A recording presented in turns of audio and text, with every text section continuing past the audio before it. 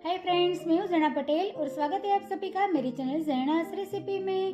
तो फ्रेंड्स, आज हम यहाँ पर नायलॉन पोहा का चिवड़ा बनाएंगे। तो ये नायलॉन पोहा का चिवड़ा है, उसकी 3 खास बात है। तो ये चिवड़ा बनाने की पहली खास बात ये है कि ये पोहा को हम बिल्कुल भी फ्राई नहीं करेंगे, सिर्फ 2 से 3 चम्मच ऑयल में हम रोस्ट करके ये चिवड़ा बनाएंगे। और दूसरी इसकी खास बात ये है कि ये चिवड़ा खाने में एकदम टेस्टी और एकदम क्रिस्पी बन के तैयार होता है।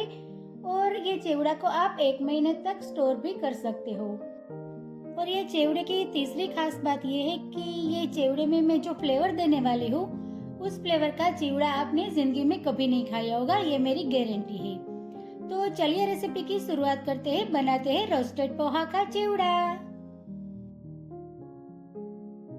तो रोस्टेड पोहा का चिवड़ा बनाने के लिए यहाँ पर मैंने 200 ग्राम नायलॉन पोहा लिया है। तो ये नायलॉन पोहा है वो एकदम पतला वाला आता है। तो रोस्टेड पोहा का चिवड़ा बनाने के लिए आपको इस तरह से नायलॉन पोहा ही लेना है। तो यहाँ पर मैंने 200 ग्राम पोहा लिया है। अब ये पोहे को हमें छान लेना है।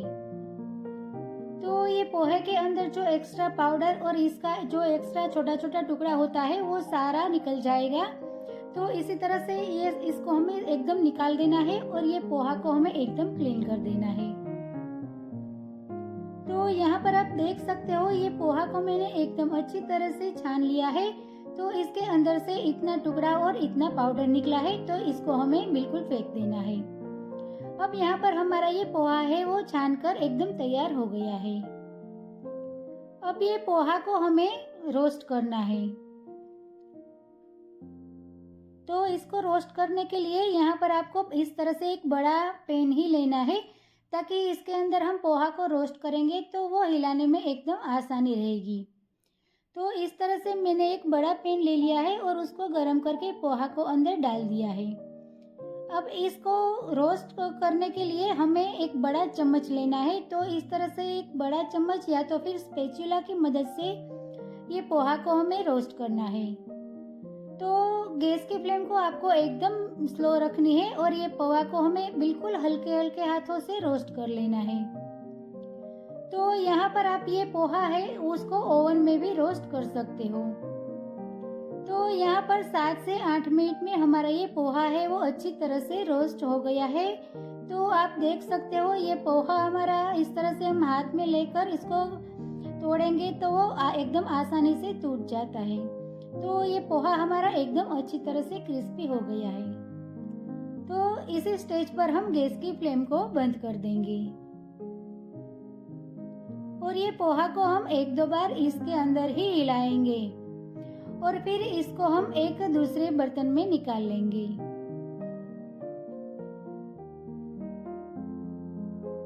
अब ये पोहा को हम थोड़ी देर के लिए साइड में रख देते हैं और यहाँ पर हम एक पैन में तेल गरम करने के लिए रख देंगे। तो यहाँ पर मैंने आधा कप तेल गरम करने के लिए रख दिया है। अब ये गरम तेल के अंदर मैंने यहाँ पर आधा कप कच्ची मूंगफली के दाने लिए हैं। तो इसको हमें रोस्ट करना है। तो यहाँ पर मूंगफली डालने के बाद गैस की फ्लेम को हमें स्लो कर देनी है और एकदम स्लो गैस की फ्लेम पर ही हमें मूंगफली को फ्राई करनी है। तो यहाँ पर आप गैस की फ्लेम को एकदम फास्ट रखोगे तो मूंगफली आपकी ऊपर से जल जाएगी और ये मूंगफली के दाने हैं वो अंदर से क्रिस्पी नहीं बनेंगे, वो अंदर से सॉफ्ट यानी कि कच्चे रहेंगे। तो इसीलिए आप जब भी मूंगफली को फ्राई करो तो मूंगफली ऑलवेज हमें गैस की फ्लेम को एकदम स्लो रख के ही करनी है, ताकि मूंगफली का जो टेस्ट है वो एकदम अलग आता है और एकदम मिठास वाली मूंगफली हो जाती है। तो यहाँ पर हमें ये मूंगफली है वो 50% तक ही पहले कुक कर लेनी है। तो इसी तरह से ये मूंगफली को हम एकदम कंटिन्यू हिलाते हुए इसको हम फ्राई करेंगे। तो यहाँ पर 3 से 4 मिनट हो गई है। तो मूंगफली हमारी है वो आधी पक गई है। तो मूंगफली जब आधी पक जाए फिर इसके अंदर हमें काजू के टुकड़े डालने हैं। तो यहाँ पर मैंने 3 चम्मच काजू के टुकड़े लिए हैं। तो काजू को मैंने 2 पार्ट में डिवाइड कर दिया था। तो काजू को हम डाल देंगे और उसके साथ मैंने यहाँ पर 3 चम्मच बादाम के टुकड़े भी डाले हैं। तो बादाम को भी मैंने बीच में से 2 पार्ट कर दिया है। तो ये काजू और बादाम डालने के बाद फिर से हम इसको 2 से 3 मिनट तक रोस्ट करेंगे। तो काजू और बादाम का कलर है वो थोड़ा ब्राउन आ जाए, फिर इसके अंदर हम आधा कप रोस्टेड चना दाल डालेंगे। तो ये रोस्टेड चना दाल डालने के बाद इसको हमें फिर से इस तरह कंटिन्यू हिलाते रहना है, ताकि ये सारी चीज़ें हैं वो अच्छी तरह से क्रिस्पी हो जाए और अच्छी तरह से पक जाए। तो गैस की फ्लेम को हमें एकदम स्लो ही रखनी है। तो रोस्टेड चना दाल को फ्राई होने में ज़्यादा देर नहीं लगती है, इसीलिए इसे हम सबसे लास्ट में डालते हैं। अब यहाँ पर हमारी ये सारी चीज़ें हैं वो अच्छी तरह से फ्राई हो गई है। तो यहाँ पर आप देख सकते हो ये काजू का टुकड़ा है, उसको मैं आपको दिखाती हूँ। तो ये एकदम अच्छी तरह से गोल्डन ब्राउन कलर का हो गया है। तो यहाँ पर आप देख सकते हो हमारी ये चना दाल है वो भी एकदम अच्छी तरह से पक गई है। तो ये भी एकदम आसानी से टूट जाती है। तो यहाँ पर हमारी सारी चीज़ें हैं वो एकदम अच्छी तरह से फ्राई होके तैयार हो गई है।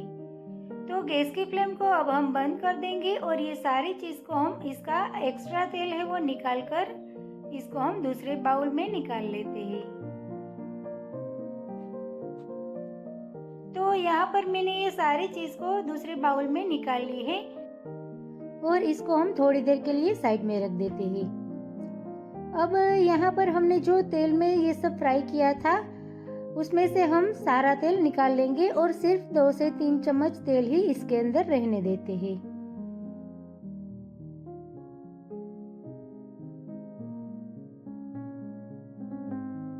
तो यहाँ पर मैंने ये पैन में 3 से 4 चम्मच तेल ही रखा है और सारा तेल मैंने निकाल दिया है। अब गैस की फ्लेम को हम फिर से चालू कर देंगे। तो तेल हमारा जब तक गर्म होता है तब तक हम चिवड़ा में हमने जो फ्लेवर देनी है वो हम देख लेते हैं।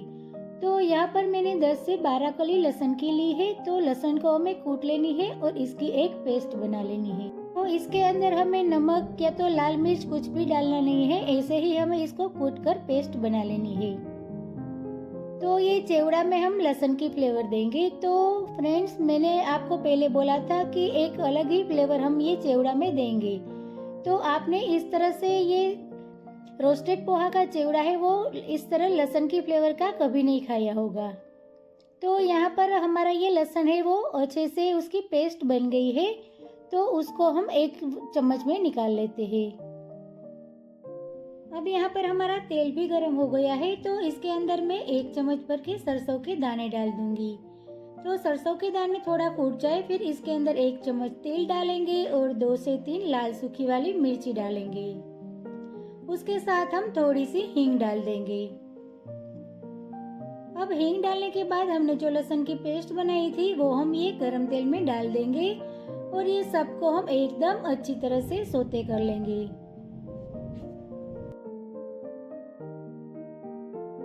तो यहाँ पर हमें लहसुन को एकदम अच्छी तरह से पकाना है और इसकी कच्चापन है वो बिल्कुल निकल जाए तब तक इसे हमें सौते करना है। तो यहाँ पर हमारा ये लहसुन सौते हो रहा है। तो इसके अंदर यहाँ पर मैंने 3 से 4 हरी तीखी वाली मिर्ची है उसके छोटे छोटे टुकड़े कर दिए हैं, वो भी मैं ये गरम तेल में डाल दूंगी। अब इसके साथ 10 से 15 मैंने कड़ी पत्ता लिया है, वो भी हम ये तेल में डाल देंगे और अब ये सबको हम एकदम अच्छी तरह से सौते करेंगे जब तक हमारा लहसुन और हरी मिर्च है वो एकदम क्रिस्पी ना हो जाए, तब तक इसे हमें पकाना है। तो अभी आप गैस की फ्लेम को थोड़ी बढ़ा सकते हो। तो इसी तरह से एकदम हिलाते हुए हमें ये सबको अच्छी तरह से पका लेना है। तो इसे हमें एकदम गोल्डन ब्राउन कलर का हो जाए तब तक पकाना है। अगर आप थोड़ा सा भी इसको कच्चा रखोगे तो आपका चिवड़ा है वो जो बन जाएगा और फिर आप डब्बे में भरोगे तो आपका चिवड़ा है वो सॉफ्ट हो जाएगा। इसीलिए चिवड़ा को एकदम क्रिस्पी रखने के लिए हमें ये सारी चीज को भी एकदम अच्छी तरह से गोल्डन ब्राउन और क्रिस्पी कर लेनी है। तो यहाँ पर आप देख सकते हो ये सारी चीजें एकदम अच्छे से गोल्डन ब्राउन हो गई है और एकदम क्रिस्पी भी हो गई है। तो इसी तरह से हमें इसको पका लेना है। अब इसके अंदर हम स्वाद अनुसार नमक डालेंगे, तो मैंने आधी छोटी चम्मच नमक डाल दिया है। अब इसके साथ हम आधी छोटी चम्मच हल्दी पाउडर डालेंगे। तो हल्दी पाउडर आप अपने मर्जी के हिसाब से थोड़ी कम या ज्यादा डाल सकते हो। तो किसी को थोड़ा लाइट येलो कलर का चिवड़ा पसंद होता है, तो किसी को थोड़ा ज्यादा हल्दी वाला चिवड़ा पसंद होता है। तो यहाँ पर मैंने आधी चम्मच हल्दी पाउडर डाला है। अब ये सबको हम अच्छी तरह से मिक्स कर लेंगे। तो वो अच्छे से मिक्स हो जाए, फिर इसके अंदर हमने जो ये सारी चीजें रखी थी फ्राई करके, वो हमें डाल देनी है। तो ये सब डालने के बाद इसके ऊपर हम आधा चम्मच ब्लैक सॉल्ट डालेंगे। इसके साथ हम आधा चम्मच आमचूर पाउडर भी डाल देंगे। अब इसके साथ हम 1 चम्मच भर के सौंफ का दरदरा पाउडर डालेंगे। तो ये सौंफ का पाउडर डालने से ये चिवड़ा का टेस्ट है वो बहुत अच्छा आता है। अब ये सारी चीज को हम पहले अच्छी तरह से इस तरह मिक्स कर लेंगे। तो अब फिर से हमें गैस की फ्लेम को स्लो कर देनी है। तो ये सारा मसाला है वो इसके साथ हमें अच्छी तरह से मिक्स कर लेना है। अब इसके अंदर हमने जो पोहा को रोस्ट करके रखा था, वो पोहा हम इसके अंदर डाल देंगे और फिर एकदम हल्के हल्के हाथों से हमें इसको मिक्स करना है। तो ये चिवड़ा को मिक्स करने के लिए हमें एकदम बड़ा चम्मच लेना है या तो फिर कोई भी स्पैचुला लेना है और एकदम हल्के हल्के हाथों से हमें मिक्स करना है। तो ये जो नायलॉन पोहा होता है वो बहुत डेलिकेट होता है, तो आप जल्दी जल्दी मिक्स करोगे तो आपके सारे पोहे हैं वो टूट जाएंगे और उसका चूरा हो जाएगा। तो इसी तरह से हमें एकदम हल्के हल्के हाथों से इसको मिक्स कर लेना है। तो यहाँ पर आप देख सकते हो ये चिवड़ा को मैंने एकदम अच्छी तरह से मिक्स कर लिया है। तो यहाँ पर हमारा ये चिवड़ा है वो बनकर तैयार है। तो ये चिवड़ा है वो खाने में एकदम टेस्टी और एकदम कुरकुरा लगता है। तो ये चिवड़ा बनाने में हमें 2 से 3 बातों का खास ध्यान रखना है। एक तो हमें पोहा को सेकते समय और इसको लास्ट में इस तरह से मिक्स करते समय एकदम हल्के हल्के हाथों से मिक्स करना है। और दूसरी बात ये है कि जब हम लहसुन और मिर्ची को इसमें तेल में रोस्ट करते हैं तो उसका एकदम ब्राउन कलर आ जाए, फिर उसके बाद ही हमें और सारी चीजें इसमें डालनी है। तो ये 2-3 बातों का आप खास ध्यान रखोगे तो आपका चिवड़ा है वो एकदम परफेक्ट बनेगा। तो यहाँ पर आप देख सकते हो हमारा ये चिवड़ा है वो बनकर बिल्कुल तैयार है। तो इसे हम एक बड़े बर्तन में पहले निकाल लेते हैं।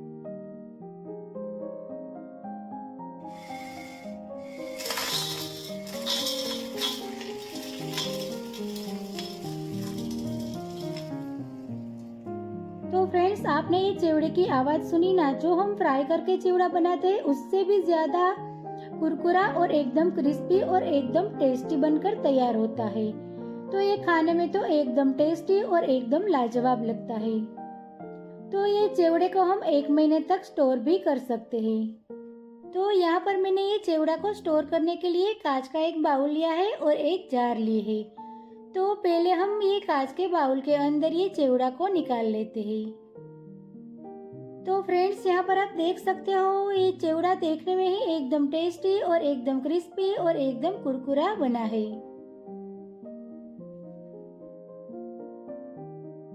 अब इसके बाद हम ये चिवड़ा को जार में भी निकाल लेते हैं।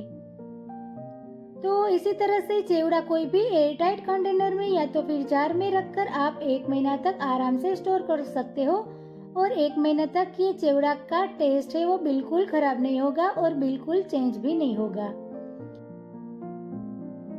तो अब यहाँ पर हम ये चिवड़ा को एक प्लेट में खाने के लिए सर्व कर देते हैं।